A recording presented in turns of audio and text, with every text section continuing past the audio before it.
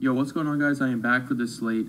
Was not even planning on making a video for today, but it is the last day before the All-Star break because I'm technically on vacation right now, but I did bring my laptop with me just in case. My hotel room does have good Wi-Fi, so I thought, why not? Also considering how hot we've been, hit 3 straight wins for us. Yesterday hit a 116.3. DJ LeMahieu news came out pretty late, but I posted on Twitter about the update, also emailed all my subscribers about 25 minutes before that game started to put in Baez and go to Ellis at catcher. And it worked out great as Baez came through with a home run in the 9th inning. So made out all GPPs Friday night with Chen, and the Rockies stack hit a 142.6. So stacking up Rockies have been so profitable for us the past couple of days. I'm going to go right back to that tonight. As always, if you're enjoying the team, you can visit the website, thedfsprocess.com. I will be also adding stuff for football and basketball as we get closer to those sports, so stay tuned for that. I'm also going to probably use a couple of days of off for the All-Star break to upgrade the website, and hopefully that'll be live right before football season starts. But for Sunday slate, we got a nice 12-game slate to head off into the All-Star break. It is a simple slate. You stack up cores against, you stack up the Rockies side specifically. Not really interested in the Seattle side that much, but Rocky side firmly in play against a weak throwing pitcher in Mike Leake. But pitching, I love Julio Teheran at 6,800. He's been pitching a lot better as of late, and it's a good matchup here against this Arizona team. They do have a couple of powerful bats in the lineup, but Teheran has done an amazing job versus righties, and most of the Diamondbacks' power bats come from the right side of the plate, like Paul Goldschmidt, A.J. Pollock, both really powerful righties, but Teheran this year has held righties to just a 173 batting average and just a 393 slugging percentage.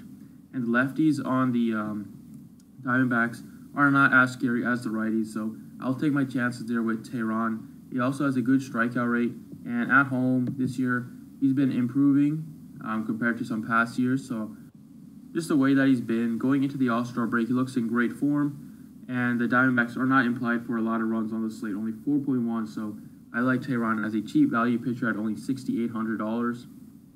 Second pitcher I love is De Los Santos at just $4,000. This price tag is ridiculous, $4,000 for a starting pitcher. He is not like Stanek, who's going to pitch 1 or 2 innings and then leave. De Los Santos is a starting pitcher. He will start, and he should pitch deep into the game like he did in his first start, where he was 7,500. He pitched 94 pitches against the Mets. Great matchup against the Marlins here.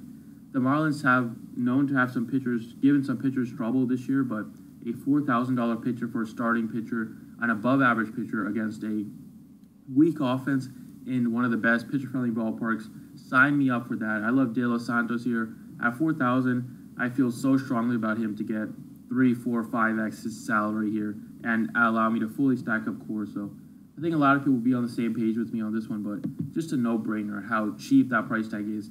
DraftKings definitely made a mistake with that salary. Second base, I like Whit Merrifield.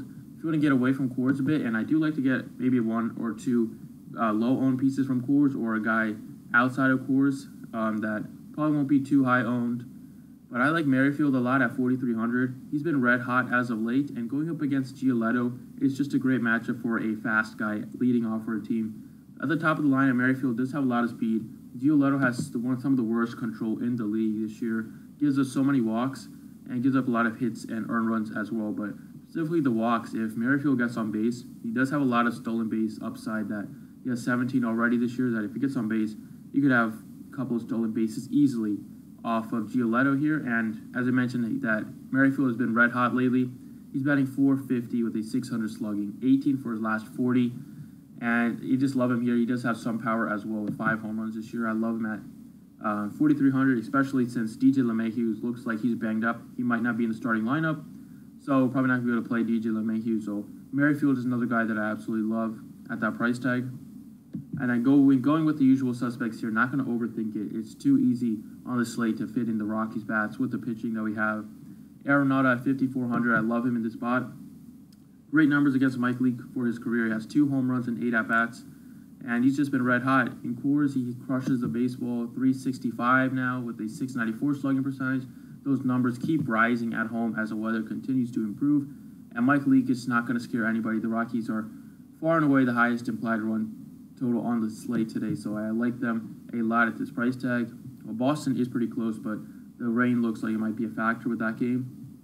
And then in the outfield, Charlie Blackmon at 5,600. Been crushing the ball versus righties this year against Mike Leake. Not a hard-throwing righty. I think Blackmon will have great success with him. Has good success against all of Leake's pitches. And Blackmon, another guy, starting to really heat up in Coors. Now it's up to 324 at Coors this year. So he's getting closer and closer to that 364 average that he has over his career at Coors. And so much power with him, 19 home runs already. Leake gives up a lot of home runs to both sides of the plate, specifically lefties he struggled with a lot in his career. So I love Blackmon here at 5,600. And then going with Carlos Gonzalez as my other guy. He's up to 5,000 now, but salary doesn't matter for the slate. I have all the salary I want. Spend up for my hitters. Might as well get the best hitters in Coors. Carlos is super hot right now. Hit another home run tonight. And he's just been red hot. Now in his last 10 games, he's batting .389 with 4 home runs. He's also another Rockies player that crushes the ball in Coors. .339 now with a .651 slugging.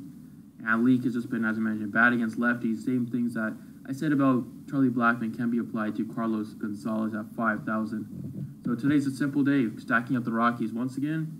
Looks like that will lead to a 4th straight win, hopefully. And we'll close out this All-Star break on a high note. Thanks for watching, guys. I appreciate it. Please be sure to drop a like if you enjoyed, and good luck tonight.